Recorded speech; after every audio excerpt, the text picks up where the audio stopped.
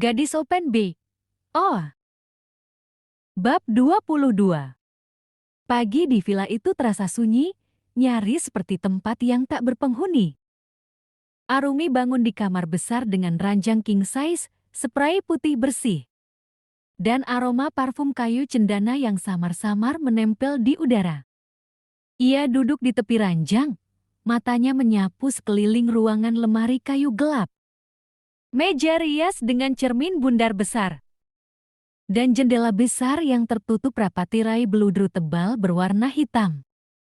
Tidak ada cahaya matahari yang masuk. Saat ia membuka tirai, yang ia temui bukan pemandangan luar, melainkan jendela yang diblokir panel kayu dari luar. Seolah-olah villa ini memang dirancang agar penghuninya tidak punya hubungan dengan dunia luar. Seorang pelayan perempuan, usia sekitar 30-an, mengetuk pintu. Senyumnya tipis, wajahnya tanpa ekspresi. "Selamat pagi, Nona Arumi, Tuan menunggu di ruang makan." Nada suaranya datar, seakan dihafal. Tidak ada sapaan ramah, tidak ada tatapan mata lama-lama. Di ruang makan, Tuan sudah duduk dengan setelan santai kemeja linen putih dan celana panjang hitam. Ia mengangkat cangkir kopi dan tersenyum. "Tidur nyenyak?" tanyanya. Arumi hanya mengangguk, pura-pura sopan. "Bagus, hari ini kita mulai dengan yang ringan saja, anggap ini masa adaptasi." Yang dimaksud ringan ternyata adalah makan siang bersama sambil Tuan bertanya banyak hal. Warna pakaian favorit, jenis parfum yang biasa ia pakai, makanan yang membuatnya senang. Semua pertanyaan terdengar sederhana, tapi caranya menatap dalam, fokus. Seolah sedang mempelajari setiap detail membuat Arumi gelisah. Malam harinya, sesi khusus pertama dimulai.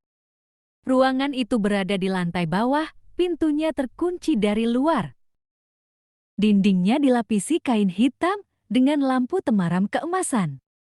Tidak ada perintah kasar malam itu, hanya Tuan yang menyuruhnya duduk di kursi. Memandangnya selama hampir 30 menit tanpa bicara.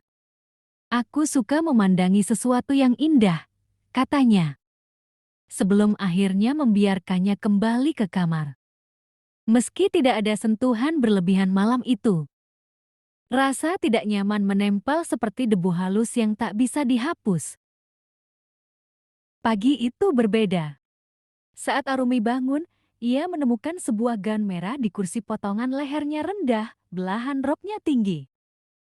Di sampingnya, sepatu hak tinggi berwarna perak.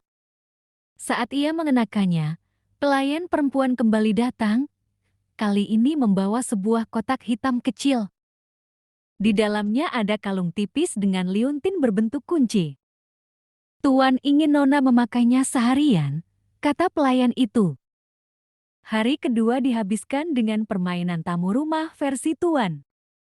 Ia mengajak Arumi berjalan di seluruh bagian villa, memperlihatkan ruangan-ruangan seperti perpustakaan pribadi, ruang musik, dan taman dalam rumah. Setiap kali mereka berhenti di satu ruangan, ia memberi instruksi kecil. Duduk di kursi goyang sambil membaca buku pilihan Tuan. Berdiri di depan piano dan memegang nada satu nada selama ia memotret. Berjalan lambat di sepanjang lorong seperti sedang berjalan di atas panggung. Awalnya terdengar aneh tapi tidak berbahaya. Sampai ia sadar setiap momen itu direkam oleh kamera yang ada di sudut ruangan. Malam kedua, Tuan mulai memegang kendali lebih langsung. Ia menutup mata Arumi dengan kain hitam dan memandunya duduk di kursi dengan tangan diikat lembut di sandaran. Tidak ada kekerasan, tapi suara kameranya terdengar jelas. "Aku sedang membuat koleksi pribadiku," bisiknya. Hari ini Tuan tidak menunggu di ruang makan. Sebagai gantinya, pelayan mengantar Arumi ke ruang bawah tanah yang sebelumnya terkunci. Ruangan itu dingin, dengan dinding beton dan satu meja panjang di tengahnya. Di atas meja ada beberapa benda topeng, sarung tangan kulit, tali halus, dan botol parfum. Pilih 3 benda, suara Tuan terdengar dari sudut ruangan. Arumi memilih topeng, parfum, dan sarung tangan berusaha menghindari yang terlihat berpotensi menyakitkan. Hari itu menjadi seperti latihan peran. Tuan memintanya memakai topeng dan sarung tangan.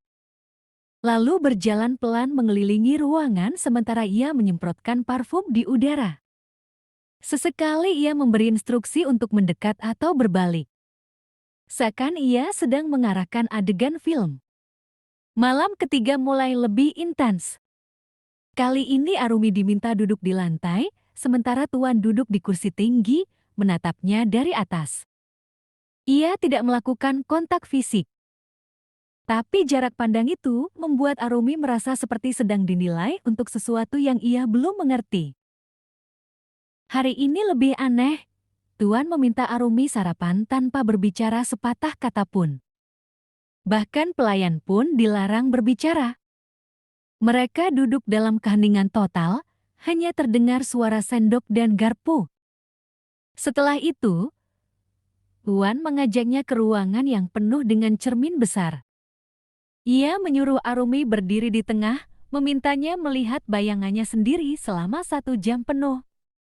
Sementara ia duduk di kursi, mengamati. Kebanyakan orang tidak bisa melihat dirinya terlalu lama, ujarnya. Tapi kamu harus terbiasa. Hari itu, permainan mentalnya mulai terasa lebih mengganggu dibanding sebelumnya. Pagi ini Arumi dibangunkan lebih awal. Gaun baru hitam, panjang, dengan kain tipis di bagian punggung menunggu di kursi. Tuan menunggu di ruang bawah dengan 2 kursi yang menghadap satu sama lain. Hari ini kita akan bicara, katanya. Tapi setiap kali Arumi menjawab pertanyaannya, ia akan memintanya mengulang jawaban dengan nada berbeda lebih lembut, lebih pelan.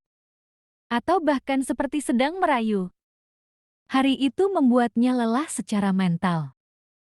Seakan ia sedang direkam untuk sesuatu yang ia tidak pernah setujui.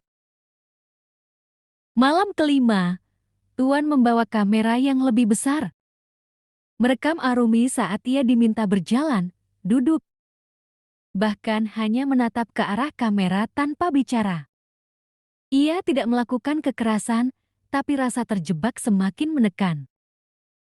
Hari-hari awal itu sudah cukup membuat Arumi mengerti, seminggu ini bukan sekadar bekerja seperti biasanya. Ini adalah permainan psikologis yang perlahan mengikis siapa dirinya. Dan jika ia tidak segera menemukan cara keluar, ia takut ketika minggu ini berakhir, mungkin Arumi yang ia kenal sudah tidak ada lagi. Jangan lupa like, komen, dan subscribe.